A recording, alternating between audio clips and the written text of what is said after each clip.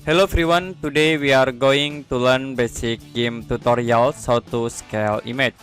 As example, I will open image, can click file, go to open, and then I will use this image, click open.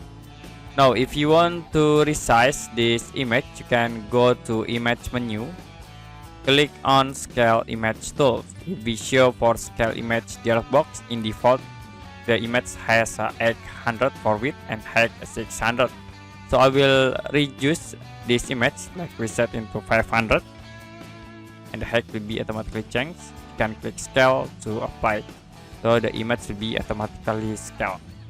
To scale again, you can click image, go to scale image, and in here I will set into 900, and then click scale again to change the image size.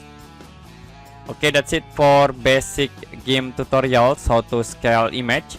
And if you have any question about this tutorial, you can comment below this video.